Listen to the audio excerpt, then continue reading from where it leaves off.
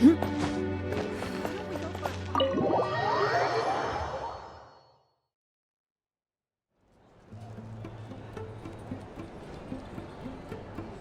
come here often, so we shouldn't stand out. Let's sit here.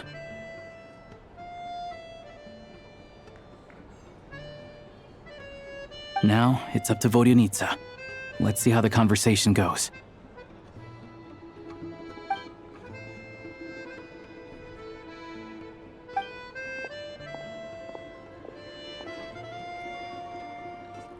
Mr. Mitya! Over here! Over here! Oh, sorry. I got a little held up on my way here. Now we have even less time than we planned. Go ahead and order some snacks and drinks. Whatever you like. Let me see. According to my schedule, we still have 25 minutes left.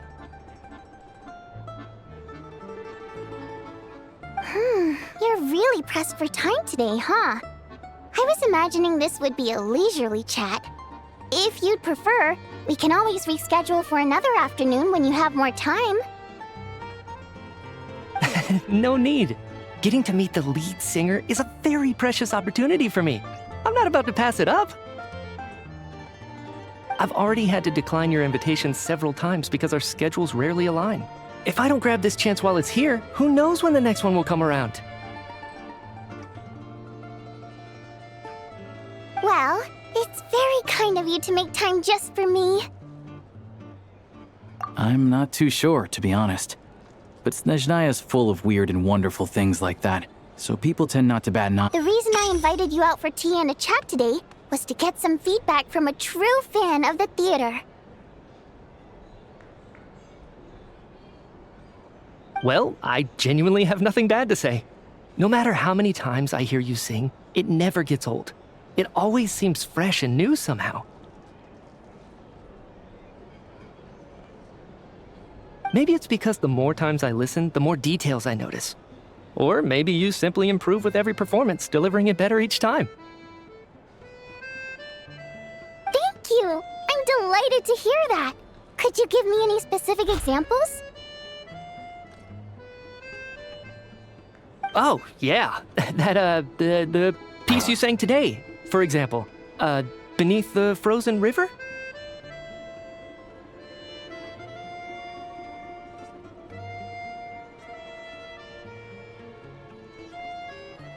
Hey, what's with you? I'm just praising a good performance. I always used to find that such a bleak and lonely song. But the more you listen, the more you realize that it's not as cold and nihilistic as it appears. When you really dig down into it, there's a certain level where you're surprised by the emergence of hope.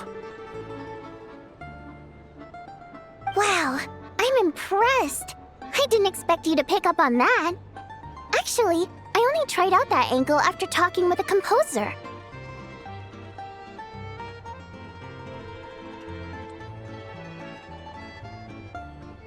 Still, Beneath the Frozen River wasn't on today's program.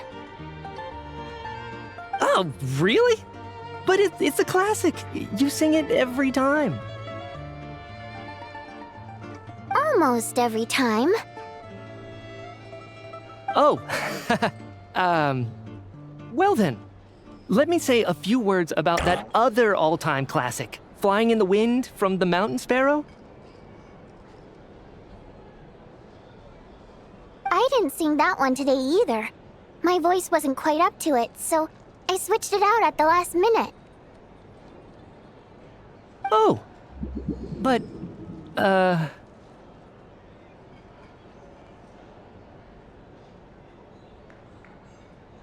Sorry, Mr. Mitya, but you were at the theater today, yes?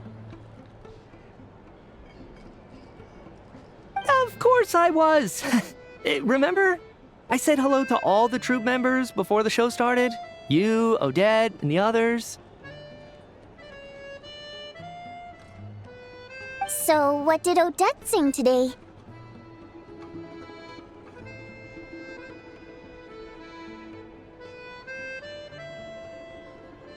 Elegy of the Snow-Winged Goose, of course.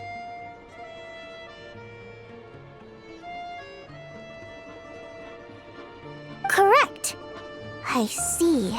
I see.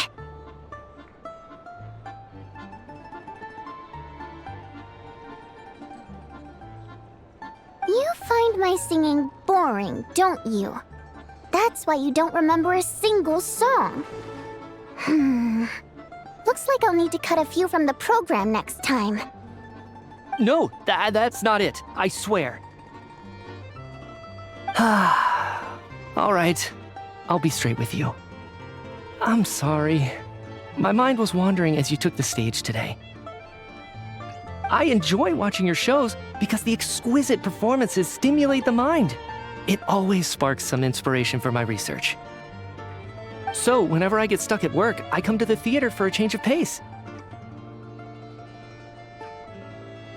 Odette's dance during the elegy of the snow-winged goose today was simply incredible. It got me wondering what she's been going through recently.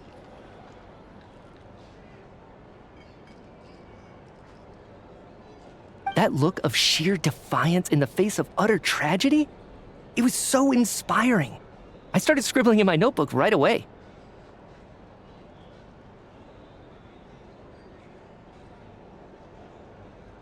Not that I made a ton of progress in the grand scheme of things, but I still think it was productive. By the time I snapped out of it, the entire show had finished. So what you're saying is, you didn't listen to my singing at all? Unfortunately not. I'm sorry, I don't know which is more disrespectful. The fact that I don't always come for the show itself, or the fact that I missed your performance. Seems like things are getting a little awkward. Mitya just stepped into a conversational minefield. If there's one thing Vodyanitsa doesn't like, it's people who show disrespect for her performance.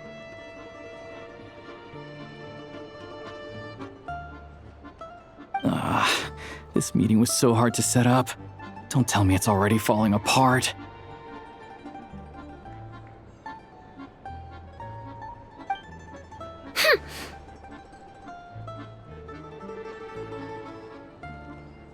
It's fine. I suppose this is affirming in its own way. At least, it shows that our performance really touches people's hearts, right? Don't let it bother you. It certainly doesn't bother me. She's showing a lot of restraint. Well, I'll be sure to let Odette know how much you adored her performance. Please don't say that. I always love your performances too. It's just that inspiration struck at the wrong time today. I know, I can tell. That's why I value your opinion.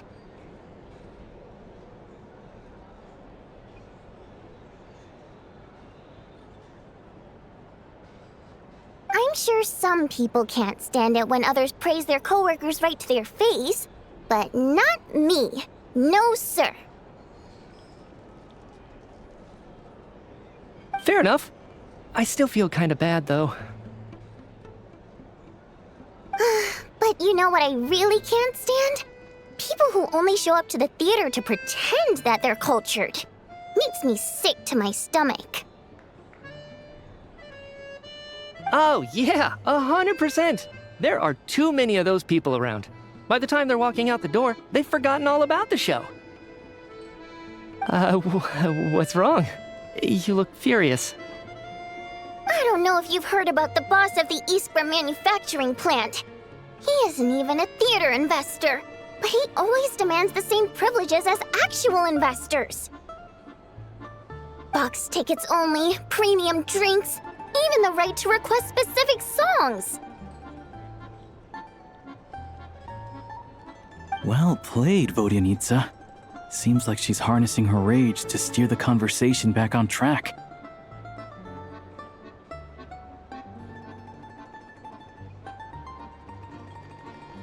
Now that you mention it, I've interacted with that guy before. I gotta say, everyone holds him up as an example of a benevolent businessman, but I don't know. I don't see it.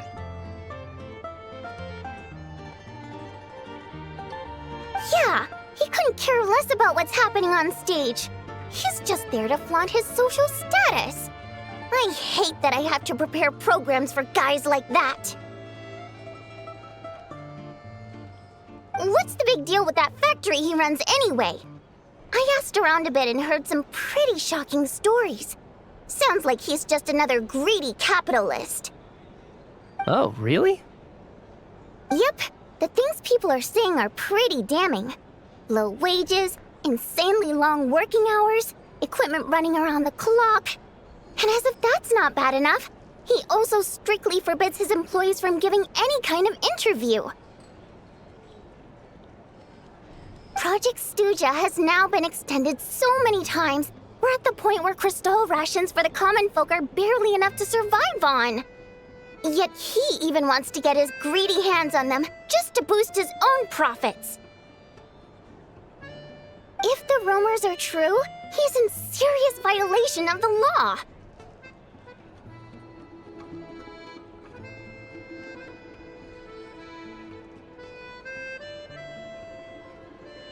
Interesting. So you've heard about it too. What? So it's really true?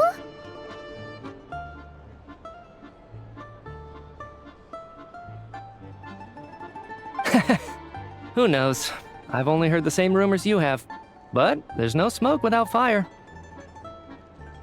The Rooster's been coming down on us hard lately, demanding that we track and trace every single batch of crystal. My coworkers in the Department of Energy have been tearing their hair out over it. The Rooster? I didn't realize he cared that much. Yeah. Even though there are no restrictions on crystal trading, the poor will wind up freezing to death if we let the rich buy as much as they want. That's clearly unfair. Looks like we'll need to arrange an investigation into the Iskra manufacturing plant as soon as possible. I never knew you kept up with current affairs beyond the theater, Miss Vodyanitsa. You really have a heart for the common person. Most Fae in your position have long been indifferent to the plight of humans. Well, those of us who choose to live in human cities are naturally going to pay attention to any significant upheaval. Isn't the Rooster a Fae himself?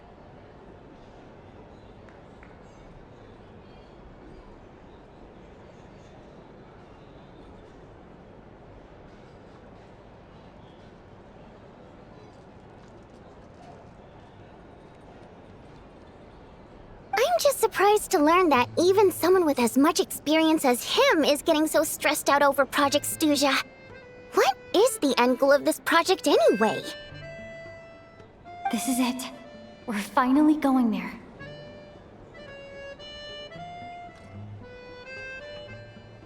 I'm sure Mitya can sense on some level that she's fishing for information. But since their conversation is so relaxed, he might just let something slip. It's stressing me out too. If I'd only made better progress with my research, things wouldn't have dragged on this long. Oh, so your work is related to Project Snezhnaya?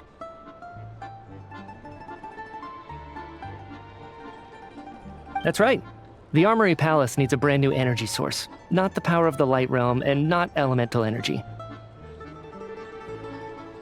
Right now, the only thing that meets the requirements is the power contained within stellar linchpins.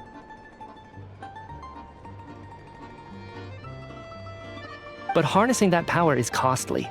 Each step of the process requires enormous amounts of Kresnet crystal, from extraction to quantification to attempts at conversion.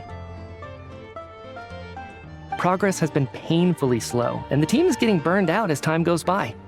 Sometimes, I see people staring into space as if in a trance.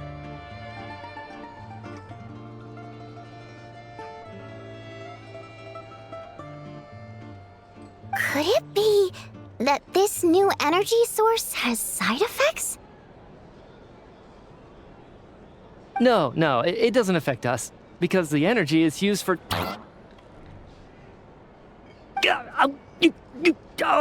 Okay, I got it. Stop choking me. Sorry, I can't talk about that. I think we're all just exhausted. We've been working ourselves to the bone for so long with so little progress to show for it. It's no wonder people are struggling to stay motivated.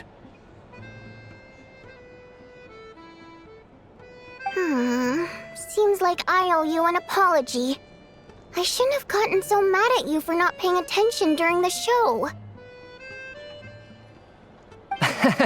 Don't worry about it. I count myself lucky, to be honest. I don't envy the people who work closely with the Tsaritsa herself. I'd much rather be in my current position. At least I don't have to shoulder any major responsibilities.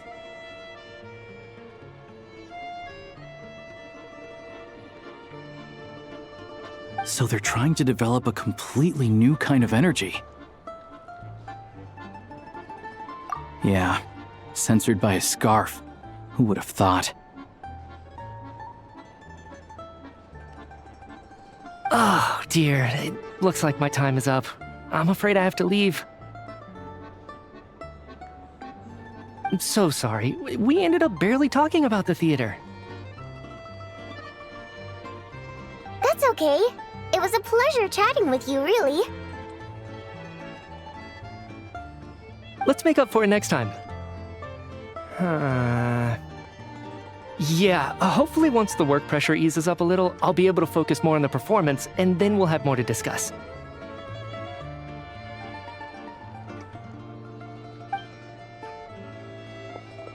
We touched on some confidential issues today.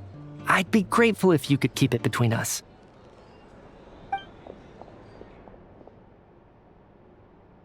That could have gone worse. Nice job. Why was Mitya in such a hurry to leave, though?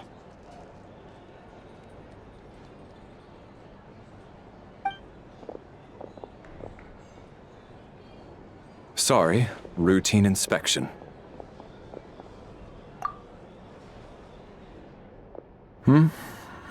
Okay, let's go. So he wasn't rushing to get back to work. He must have calculated that Valeri would find him here in exactly 25 minutes. That's frighteningly accurate. One of the main duties of the Special Assignments Battalion is to ensure that important figures stick to their schedules.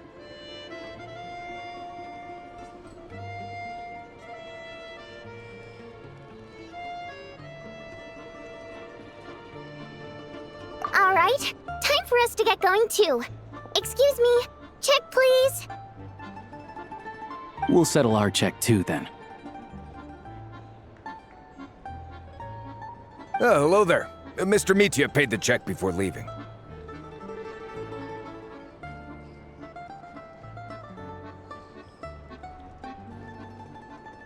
He also asked me to pass on a message. He said it was an honor to share his tea break with Miss Vodyanitsa and her two friends. Wait. So he knew we were here all along? This raises a lot of questions. Did he deliberately mention the new energy source so that we'd overhear it? Maybe his work isn't confidential after all. Maybe the key here is the purpose of this new energy. I guess that's the next thing to look into.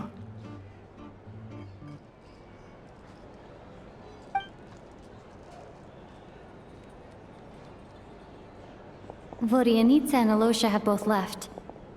Time to head back and call it a day.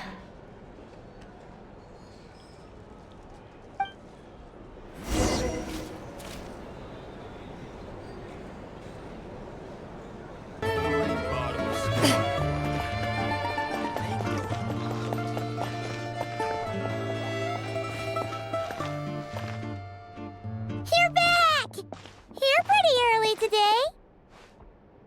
Paimon was just gonna mention that. After she woke up today, Paimon felt like her temperature was completely back to normal. But her strength still hasn't returned. Still, there's some good news. Paimon thinks she might have figured out the source of the problem. It's like there's some kind of mysterious power affecting Paimon. Paimon's never felt this way before during any of her travels. She only started feeling this way since we arrived in Snezhnaya. That's right. The Armory Palace needs a brand new energy source. Could that have something to do with this?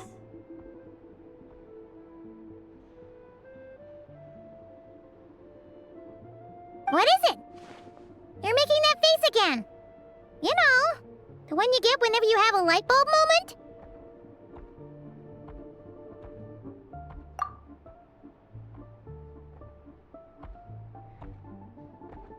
So, they're trying to develop a new energy source here? And you think that might be why Paimon's feeling unwell?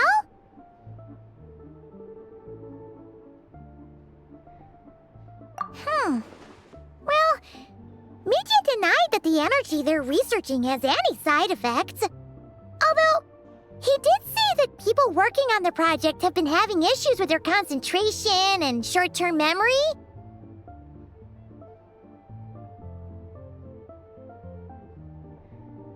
And even so, those are completely different symptoms from Paimon's. It's pretty faint, so it's kind of hard to tell. But if anything, it seems like it's coming from roughly the same direction as the Armory Palace. Sure, Paimon's with you there. But how, though? The robot only has a limited amount of intel.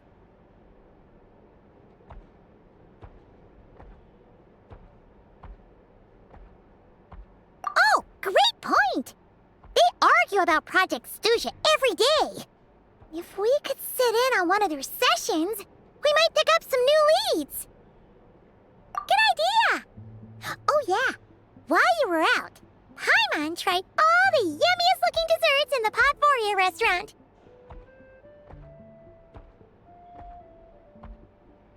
This one seemed right up your alley. So, Paimon saved some for you.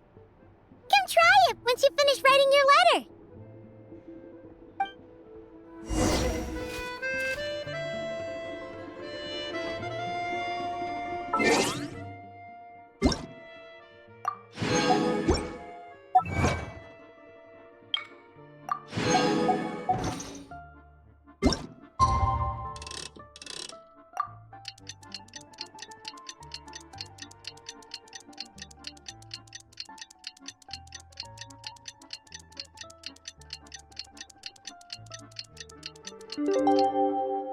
I've faced many opponents in my duel. Alosha replied. He says that we won't be able to speak at the Vetcha, but he can arrange for us to attend as visitors. Time to get ready. Then head to the Snezhnaya Vetcha.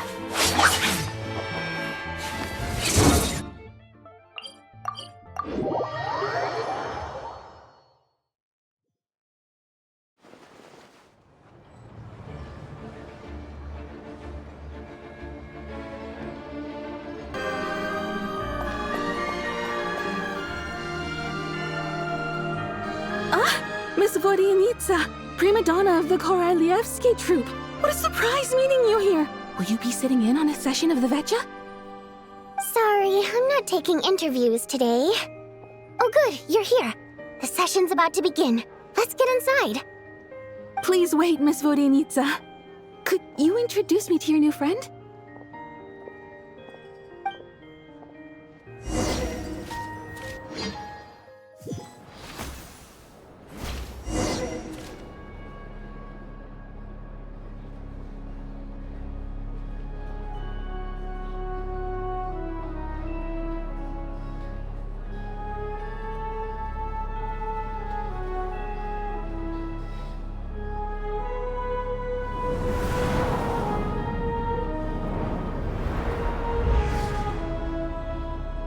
In summary, the energy management commitments made for the outgoing period have been delivered upon. Furthermore, both the production and consumption of Kresnik Crystal show clear signs of stabilizing. The relevant agencies have assessed the present circumstances and determined that the status quo can be sustained until the next period. For detailed statistics, I would refer you to the industry reports that have been distributed to all persons present. It should also be noted that while the recent blizzards have led to a significant increase in people's energy expenses, this is strictly a short-term phenomenon associated with a remotely located monster. Her Majesty the Tsaritsa is giving her full attention to this matter. We should have every confidence that it will be dealt with swiftly and conclusively. A financial report on disaster relief is also present in this report, courtesy of Pantalone. They cover the same old ground every single time. The rooster never seems to mind, but everyone else is getting tired of it. There's a general lack of trust. People aren't seeing any tangible benefits that affect them directly. Of course, none of that will be reflected in any of the reports on the table. Yeah, if it weren't for these hard copy documents, I could have at least made something up. Oh, don't mind me. I'm just out here trying to hit my interview quotas. Bring out the kvass. Ever read it? Best-selling newspaper in town.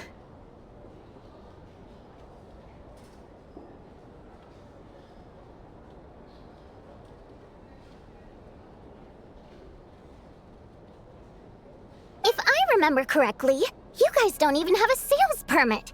You have to sell from stalls on the street.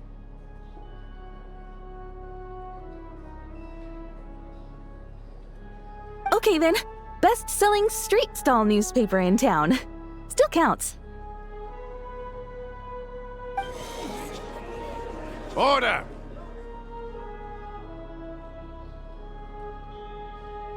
We will now open the floor to the representatives. If there are no further substantive issues to discuss, we will then proceed to a vote on this motion. Snezhnaya has a long tradition of treating members of the Fatui armed forces and their dependents favorably. But recent surveys shows that Fatui families in remote areas have access to 15% less crystal than the average civilian family in Snezhnograd. It's been said many times before, but it bears repeating now. There needs to be a clear and consistent rationale behind how crystal is allocated, or we will soon face immense public backlash.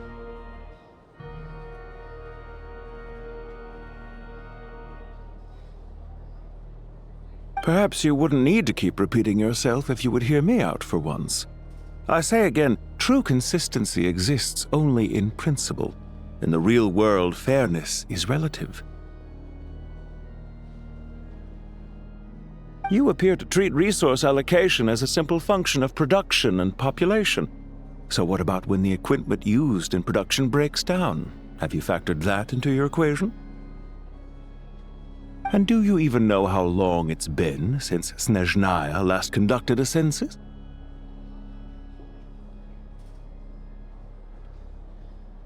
If I knew the answers to questions like that, I'm sure I'd be a very wealthy man. And I doubt I'd be going by child.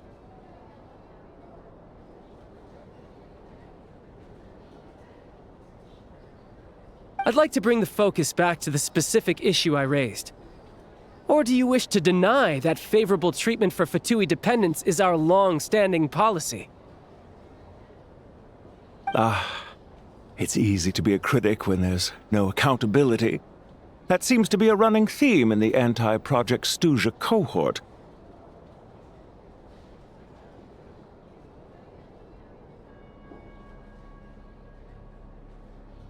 Defeat the ringleader and all other problems will magically resolve themselves.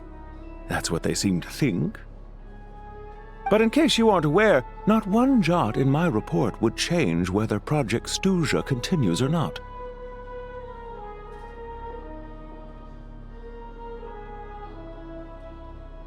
So you have no intention whatsoever of finding a solution to this problem?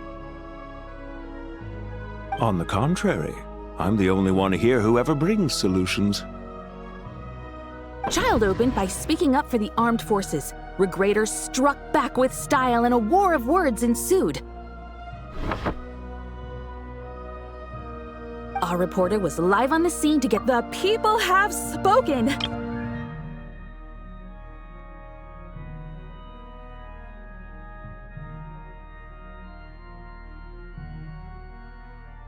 Be believed. Now you see why they don't have a sales permit.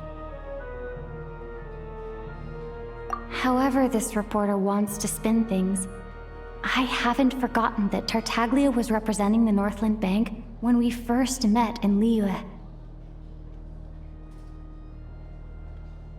So, surely their relationship can't always have been this strained.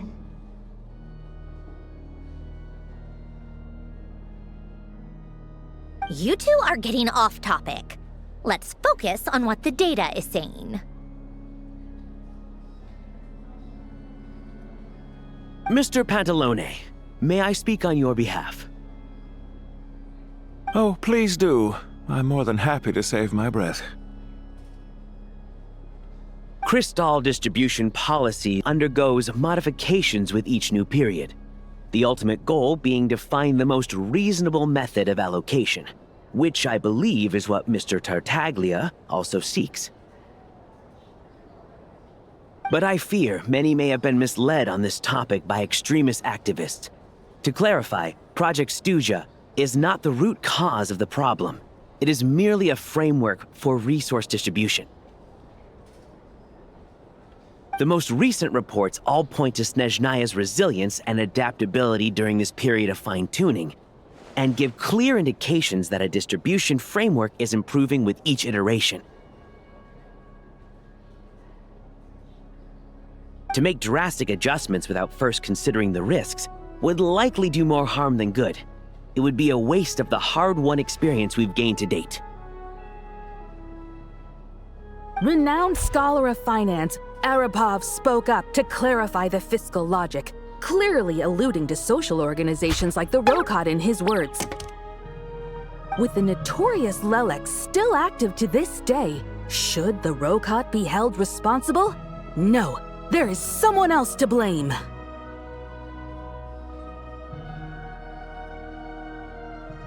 She's just rephrasing what Mr. Pantalone said. The Rokot are the critics he accuses of taking no responsibility for their actions.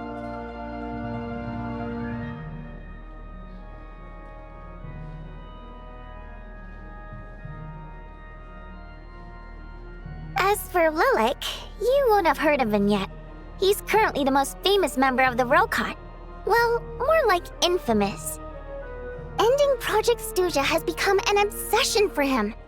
Unlike the more decent ones among us, he believes that votes in the Vetcha are all that matter.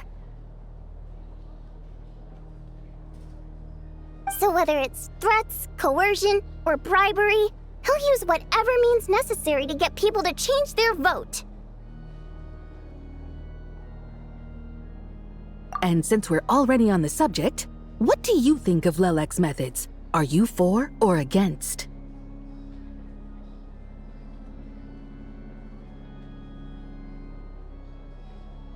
Well, whatever the story is, his actions benefit us all. We stand with Lelek. At least someone here wants to take this discussion seriously. I've been considering that issue myself. What you really need is more precise regional data, right? I think it would be easiest to let the Fatui handle it, since they're already in charge of Crystal shipments anyway. We may as well get them to collect some data while they're at it. Whatever you need, you can ask the Fatui to look into it for you. In terms of supervision, I think the Druzhna would be a good fit.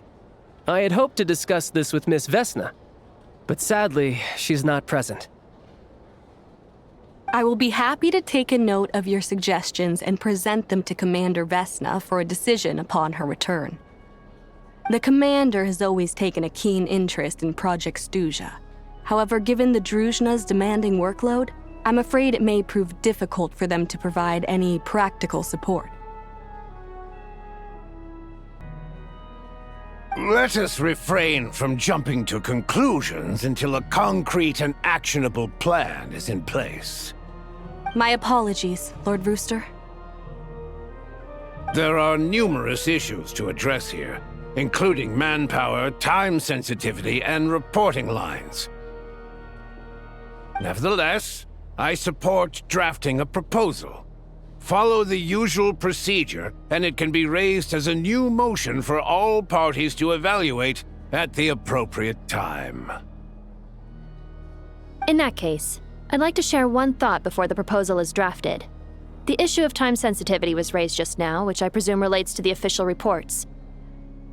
In fact, the Energy Commission already collects regular statistics on each urban center and its surrounding area. Would these be of any use? That's a good idea. I read every issue of Svietlolaidovka's report, and although my focus is mostly on the section about equipment operation, the energy consumption statistics also yield a lot of insights. Be that as it may, does no one see an issue with using local data to determine crystal quotas? In the long term, it seems like a very risky solution. Not if they are used purely for reference. So long as we have the report from the Northland Bank's headquarters to corroborate it, no one will be able to fool me. Very well then. It appears that this arrangement is acceptable to all parties. Yeah, sounds good to me. The members reached a provisional consensus on the issue of improving treatment for Fatui soldiers.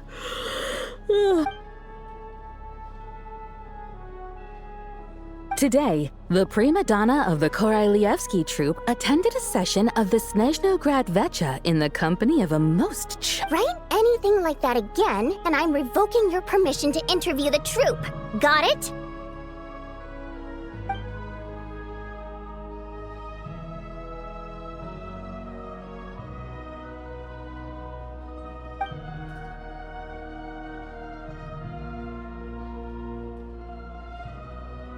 Now then, if there are no further contributions from those present, we shall proceed to the final vote.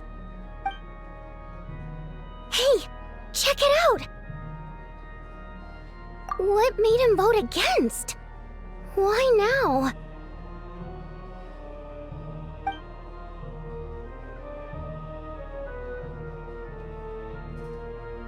The votes have been tallied. Those in favor of continuing Project Stuzha total 61%, securing a clear majority. That was too close. The margin has shrunk yet again. Chuganov was a huge loss. I'll bet Lelik is behind this. I wonder how Pulcinella will respond this time. Chuganov. I see. Lelik strikes again. Yes, go, Lelik. Once Project Stuzha is defeated, our unwavering support at Bring Out the Kvass will finally pay off when we make our comeback. I can taste our victory already! In accordance with the result of this vote, Project Stuzha will remain in effect until the next Vecha period. Finally, may I remind us all, we debate only for the greater glory and solidarity of our nation. May the aurora shine ever on, and the tundra always stand firm. The session is concluded.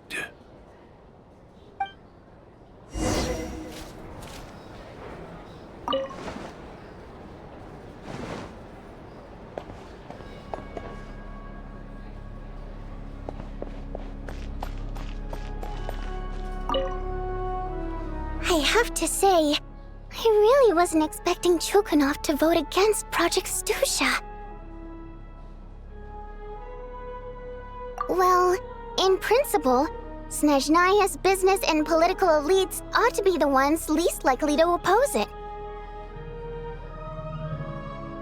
As we heard, Project Stuzha is basically just a resource distribution framework that requires everyone to cut back during the winter. But even if the policy got cancelled, the Tsaritsa's energy needs wouldn't suddenly go down. The extra demand from the public would have to be filled from somewhere. So logically, the factories would have to take the hit. I got a letter from Mr. Mitya just before today's session. He said he's confirmed that there are issues around overtime and excessive energy consumption at the Iskra manufacturing plant.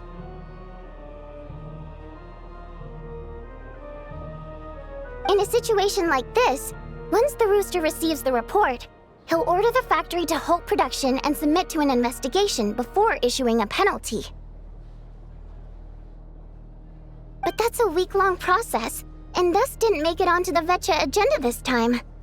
I don't think he suspects anything so far. Exactly. And as you know, he's a very selfish person.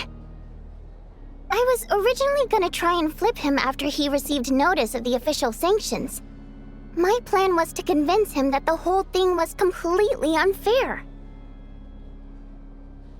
Rather than just sit back and take the hit while his factory stopped production, he'd be better off voting to end Project Stuzha. At least that way, no one else would be able to make any money either, because all the factories would suddenly have more limited energy to work with.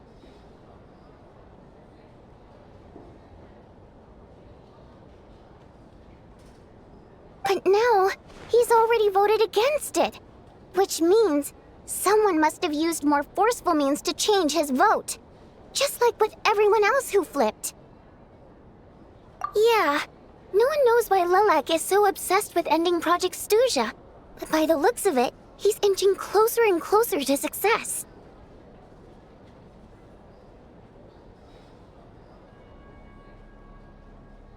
Lilac must have strong motivations, given how he'll stop at nothing to achieve his goal.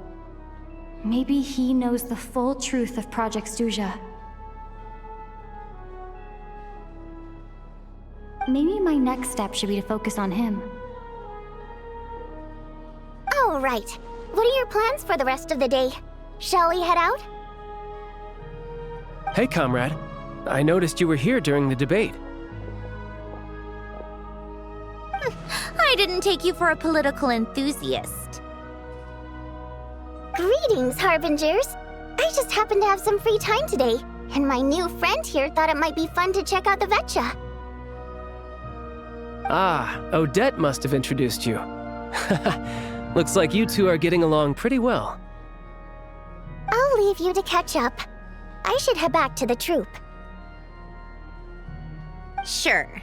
Break a leg and all that.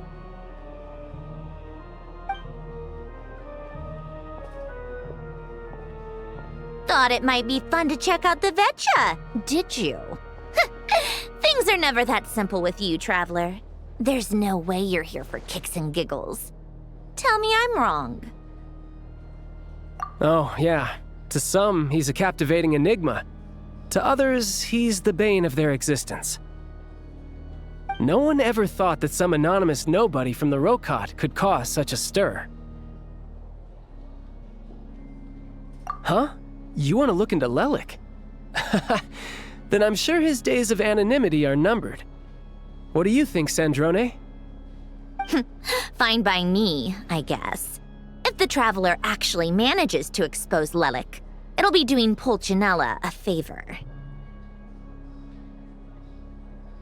In return, it seems fair to let her in on what we've learned so far.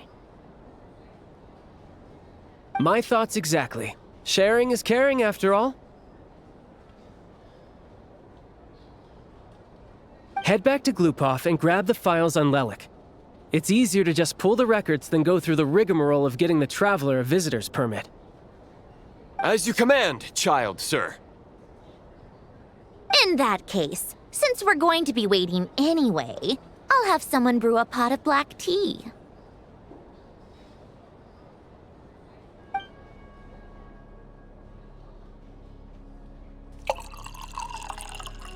One common thread among the many incidents Lelik has been involved in is that the victims are all too scared to share any real information about him.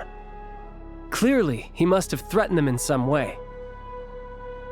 His modus operandi is to silently infiltrate the scene and leave a threatening letter behind. but neither the letters nor the crime scenes ever yield any clues to his identity.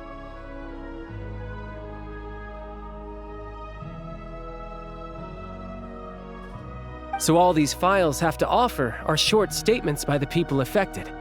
They don't give us a lot to go on. If nothing else, it shows we're dealing with a trained professional who's versed in counter-surveillance. Yes, and to that point, he often strikes in highly secure locations. The victims are high-ranking and influential people who take their personal security very seriously. Somehow, Lelik slips right into their rooms without making a sound. There's never any eyewitnesses, nor the slightest trace of a break-in. If he can get in and out undetected, it means he can strike without warning.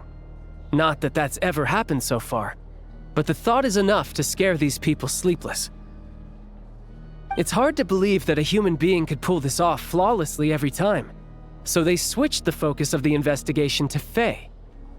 Unfortunately, no one's found anything yet. Careful, don't underestimate me. Although truth be told, I'd probably find it hard not to blow my cover. Direct confrontation is more my style. We haven't ruled out the possibility of Lelik being human. It's just, there can only be a handful of people in all of Teyvat who'd fit the profile.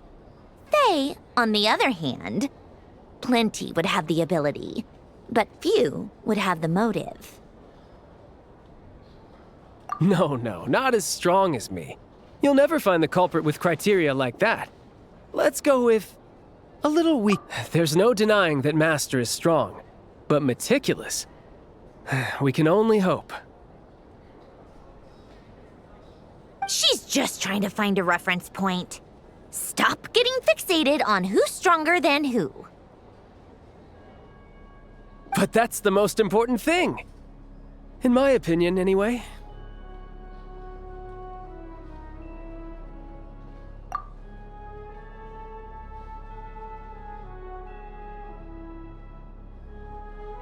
Odette? Yeah, that seems about right. Her skills are solid, and she's always calm under pressure. Except she's Fatui, so the likelihood of her working against us is pretty low. But yeah, much more accurate than your previous example at least. No, wait a moment. Maybe we should interrogate that assumption. What do you mean? Which assumption? Her Fatui identity doesn't necessarily exonerate her. And when you think about it, the Rokot would be precisely what she needs to conceal her identity. Plus, she wouldn't need to be such a pro at covering her tracks. She'd already know where the Fatui will be and when, so she could choose the perfect time to act. Oh, yikes. I was just thinking out loud. Why is this starting to sound like such a convincing theory? Still, what reason could Odette possibly have for trying to call off Project Snezhnaya? Arlecchino would be the best person to ask. She knows Odette best. Unfortunately, she isn't back yet. Rosaline used to open up to her in private about her struggles with Odette.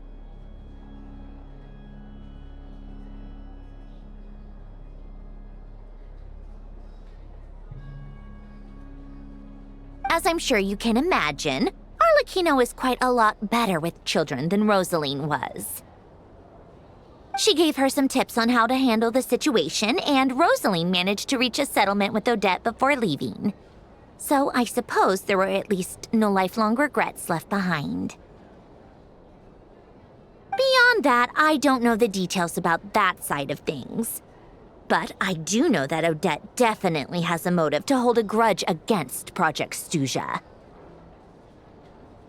The reason being, her father passed away during the early stages of the project. That was back before it had been named Project Snezhnaya, when things were still being worked out. But in essence, it's remained the same ever since. Huh. The more you know. Rosaline was always so self-centered. I never understood why she started paying so much attention to Odette. Is that such a surprise? If you cast your mind back, you may remember that Rosaline and I weren't exactly close. We had tea together a few times, but that was about it. Odette's past is no secret. Her father was a fatus and her mother was a very famous ballerina. On the surface, it looks like she followed right in her parents' footsteps. But the truth is quite a different story.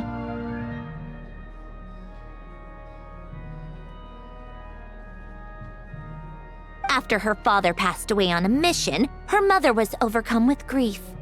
She broke her leg during a performance and could never dance again. Odette was only interested in ballet at the time, but this tragedy left the family with both breadwinners gone. They could barely make ends meet. Per Capitano's policy, family members of Fatui who died in the line of duty had to be appropriately accommodated and provided with adequate assistance. So, regardless of how Rosaline may have felt about it, it fell to her to resolve the issue of Odette's family's livelihood. In the end, the solution they agreed upon was to have Odette join the Fatui.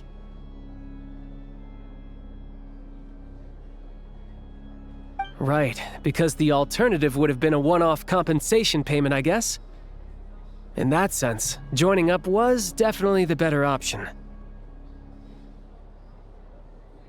Still, she must have had mixed feelings about it, right? If she doesn't even like the Fatui. It's just a theory, a possibility. But as a motive for Odette to become Lelik, it holds up. That said, I have no idea where Odette's head is at right now, or what her conflict with Rosaline was about.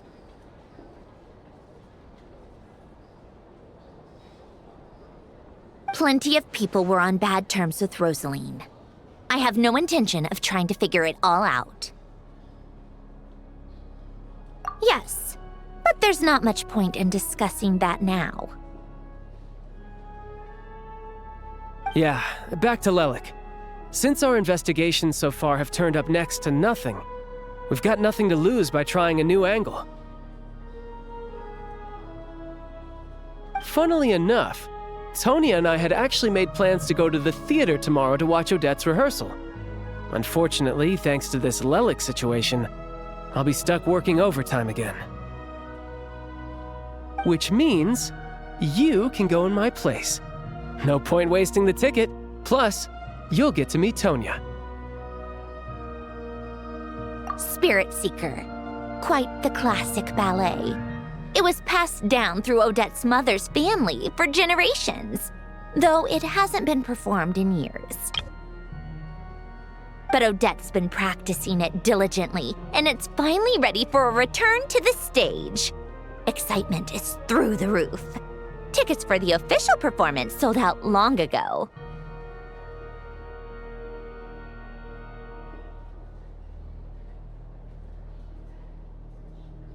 Tonya's excited for it too. She's desperate to see it no matter what. Personally, it's not really my kind of thing, but since she's my little sister, I had to figure something out. I've actually seen it several times before. The story's pretty straightforward. The lead character follows a trail of clues left behind by a spirit, gradually recovering her memories along the way. It's a tale of love and regret. So not exactly reinventing the wheel, at least by today's standards. But when that classic melody kicks in and the lead character begins to dance, it always gets me. It really is beautiful. Not an easy dance to do justice to, though. I know it's always been Odette's dream to perform this piece, but I'm not sure she's really ready. In that case, I think that even if she is Lelik, We should wait until her performance is over before we respond. I'll let you take it from here, comrade.